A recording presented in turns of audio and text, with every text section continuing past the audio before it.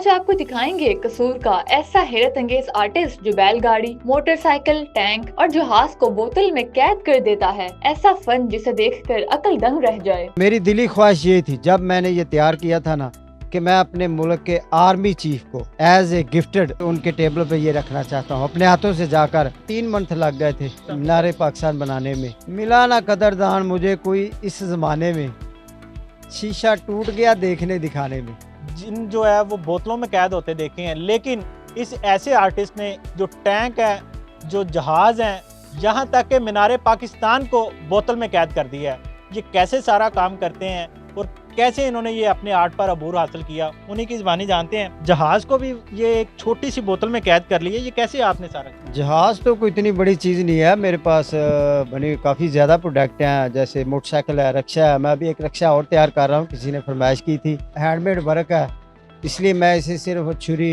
کانٹا جو چیزیں ہیں اس سے میں اسے تراش کر ریگ مار کے ساتھ تیار کرتا ہوں۔ یہ ٹینک جب آپ نے تیار کیا ہے، کون سی ایسی ٹیکنیک تھی اور یہ آپ کے ذہن میں کیسے آیا کہ یہ آپ نے یہی ٹینک تیار کرنا؟ ٹیکنیک تو کوئی نہیں تھی میرے پاس، یہ خیالی تھا۔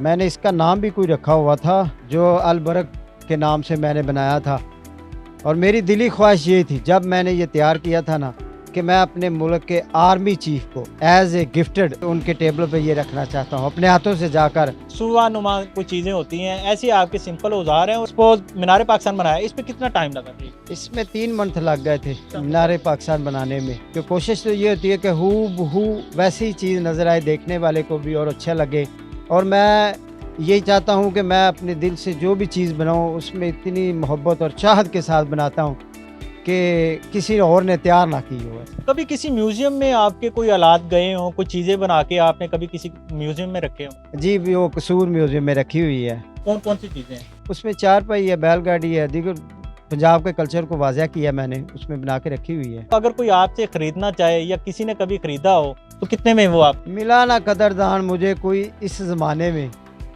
شیشہ ٹوٹ گیا دیکھنے دکھانے میں۔ مطلب آج تک جو ہے وہ کوئی بھی ایسا اس چیز کو جانچنے والا، اس چیز کو سمجھنے والا کہیں ملا ہی نہیں، کوئی قدردان ہی نہیں ملا پاکستان میں۔ بھی مجھے تو آج تک نہیں کال آئی کہ جو قدردان ہو، اس کے اس ٹیلنٹ کو جانتا ہو کہ یہ اچھے طریقے سے تم نے بنایا ہے، یہ بہت خوبصورت ہے، اپریشیٹ بھی نہیں کیا۔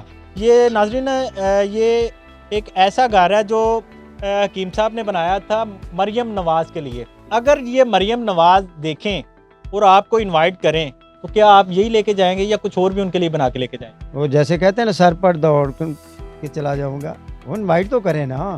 مطلب کبھی آج تک کسی نے انوائٹ ہی نہیں کیا؟ نہیں، کسی بیوروکریٹ نے کبھی نہیں، اور ہماری جو قصور کی انتظامیہ ہے، میں ان کو بہت بے حد مشکور ہوں ان کا۔ اگر وہ چاہتے تو بلا کے شاباش کے طور پر 1 کوائن انعام میں دے دیں گے، تو کیا مشکل ہے؟ 1 کوائن پاکستانی۔ آپ نے قرآن پاک اور وہ بھی جو سرکے ہیں کانے کے، ان کے سرکوں کو کاٹ کے آپ قرآن پاک لکھنے جا رہے ہیں۔ ابھی تک کتنا قرآن پاک آپ نے لکھا؟ کافی دیر ہو گئی ہے مجھے لکھتے ہوئے، ایک حروف لکھنے میں بھی 1 گھنٹہ لگ جاتا ہے، وہ ایک دن میں نہیں ہوتا کہ ایسے بال پوائنٹ کے ساتھ یا کسی قلم کے ساتھ لکھ دیا جائے۔